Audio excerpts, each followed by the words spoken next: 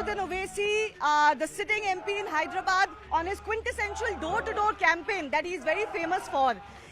Are these elections a little bit different because the BJP is giving you a very spirited fight? See, we have defeated BJP from 84, Yes. 89, 91, 96, 99, 2004, 2009, 2014, 2019, and again 40 years. in 2024 years.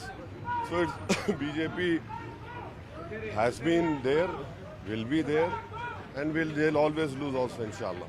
No, but this was considered to be a seat where nobody really challenged you in the manner that the BJP putting up a candidate like Madhvi Lata is doing this time. Is it a little bit different? No, not at all, not at all. You see, the problem is that the earlier candidate didn't happen to be from an upper caste.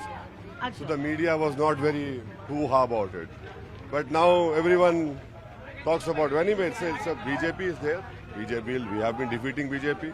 But do you think it's because of her upper caste credentials or because this is a woman who's very articulate, very ferocious? She's leading the campaign from the front. Are you saying that Venkaiah Naidu was not articulate when he contested against our then party leader in 1996 and lost?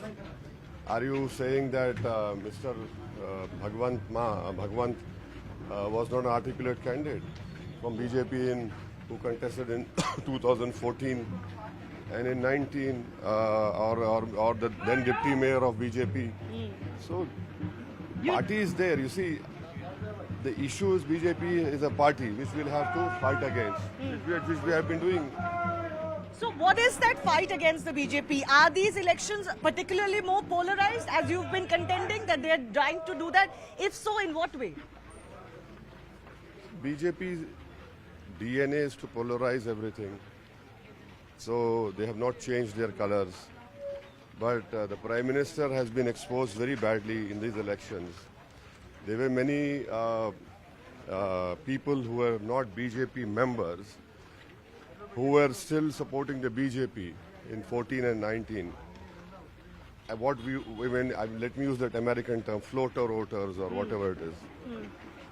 They are now shocked with the language Prime Minister has used. And many of them have spoken to me and told me in person that this time around they will not vote for Modi. These are their words, not one or two, but in huge numbers.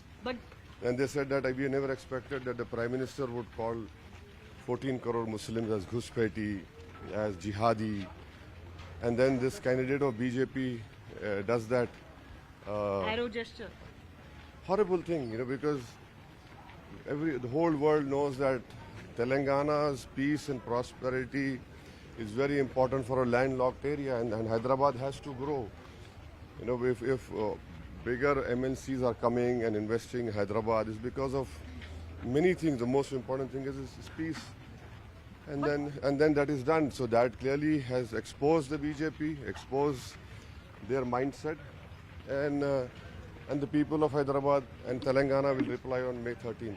Sir, I will talk to you about what you feel you have done for the constituency, because the charge against you is that you also rely on the heavy Muslim vote here, but you haven't really done much development. But before I come to that, on the Prime Minister, you recently compared the situation of Muslims in India to Jews in Hitler's Germany. Is that not an exaggeration? No, given that we've got the highest Muslim population in the subcontinent or around the world, and they're prospering? I said this in the last parliament session when I was given opportunity to speak on the president debate. So I had said this, and I can corroborate why I said that. Hate speeches, yes, it did happen before 2014, but the amount of hate speeches against Muslims have increased not 100 times more. It was the Supreme Court who had to intervene and get cases booked when the Dharam Sansas were held. Mob lynching has increased. Hijab has been made a national security issue. Azan has been made a national security issue. What I eat is being made a very controversial thing. Laws have been passed on religious conversion. Laws have been passed against interreligious marriages. you know, and then these are the things which started in 1930s of the then Germany. Then the Kristallnacht movement happened. Movies are being made. The same thing happened during in 30s in Germany. What kind of movies are being made? All with all nonsense and all, complete lies. Okay, you say this is it's not a fact. So we are leading towards it. And when the Prime Minister stands up, he does not speak for the 133 crore people, he speaks about his ideology. How can the Prime Minister call us this Guspeti? How can the Prime Minister demean the Muslim women saying they give birth to more children? Huh? Then what about, why are you opening all these centers of fertility treatment? Close them down. Can the Prime Minister understand what a woman, there are so many fertility centers throughout India, in Hyderabad also. You close them down. Why are you demeaning? You criticize any other political party you want. It's part of your electioneering. But to demean 14% population, what is the message is sending? So can I ask you a counter question? When we talk about polarization, it's never one-sided. You also go to a beef shop and say "Kaatte raho." In a Yes, country like yeah. India, when you do that, not that seen as polarization? No. Am I breaking a law? No, I'm not breaking a law. I wanted to expose BJP, which have been successful. You have taken 10 crores electoral bond from a company called Alayana, which happens to have a factory in Telangana. You have no objection in taking 10 crores, but your objection to a Muslim Qureshi, whose profession has been that, who sits for 17 hours in a day and makes 500 rupees, a Kathik who opens a shop, you are against them. You want to close those shops. Day in, day out, you speak about them. So you are more interested in electoral bonds from a company, but you're not interested in the economic little bit progress, prosperity of a poor man who runs a shop with 2 or 3 people. But what about the fact that your critics say that you also do identity politics What? primarily, What? and your Give me. politics is No, only Muslim-centric? No, how? Is it wrong to talk about a community which is lacking behind on all the parameters of human development indicators? It is. Please tell these people to read the Kundu Committee report, which was given to this government in 2014 October. Please read the NSSO data. What does that say? Please read the National Family Health Survey. So, are you saying that the Muslim reservation issue that has been kicked off by the BJP this time around, are you saying that Muslim reservations are fair and needed? Because the BJP has made it a poll plank to say that that reservation shouldn't come for all Muslims, only for backward Muslims, and it shouldn't come out of others' quota. Well, you see, number one point is that it is completely lie that someone else's share has been taken and given to the caste among the Muslims. In Telangana and in Andhra Pradesh, this reservation started in the erstwhile Andhra Pradesh. Mr. P.S. Krishnan, a renowned anthropologist who's nowhere in this world, who was very much instrumental in the Mandal Commission report, he had created a list of caste of Muslims which will get reservation and a list of castes which will not get reservation. Now, where is this case of getting a base of religion? In Maharashtra, the reservation was given. People challenged it. It went to Bombay High Court. The Bombay High Court upheld it. They said, yes, reservation can be given to Muslims. They are socially, educationally backward in education. In some states, it's being given to all Muslims Where? with no concept of creamy layer. Where? Like, for the example, the Prime Minister has raised the issue Where? of Karnataka, Where? and he has also raised the issue of Andhra and Telangana. See, the interesting part about Karnataka is when Yedurappa was the CM twice, he allowed it. He continued with it. Just before assembly elections, you do that. You see, when you are in power, you allowed it. And before assembly elections, you remove it. So I hope the Congress government should have rectified it and taken steps, because the academic year is going to start now in next 2 months. Well, in Karnataka, it's status quo. Nothing has changed. But just No, but fundamentally, the BJP fundamentally, as per the no, constitution, BJP says that reservations purely on the basis of religion should not be the Let the criteria. Prime Minister read the 1950 presidential order. Let him read that and tell us what is that. Give us gyan on that.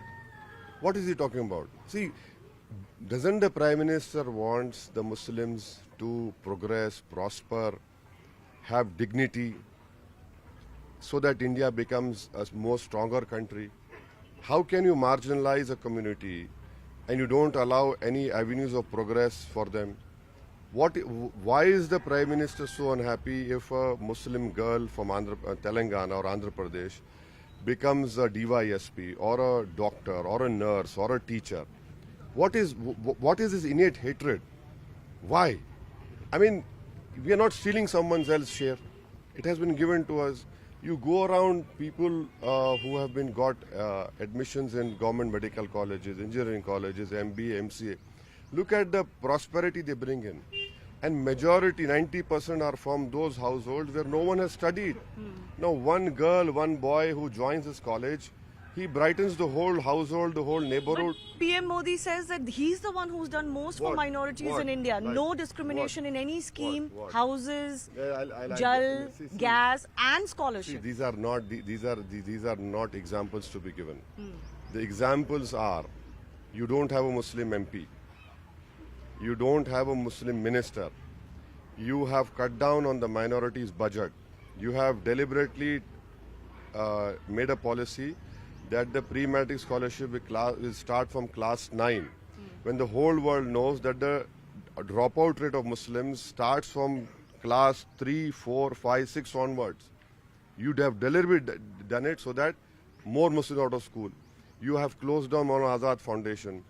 There is a program within the minority ministry. It's called MSGP program. In 2020 or 22, 40% budget was released. In that particular program, there's a provision of building hostels, building schools for minorities, not Muslims. You have never done it. There's a program called Prime Minister's 15-point program. In last 10 years, has Mr. Modi chaired one Prime Minister's 15-point program meeting? No. Nothing. So you don't believe that the BJP has been even-handed when it comes to its welfare? What even-handed? They have created a very conducive ecosystem of hatred for Muslims. It is there. It is there to see. You know, facts are being there in front of all of us. If no one wants to see it, what can I do?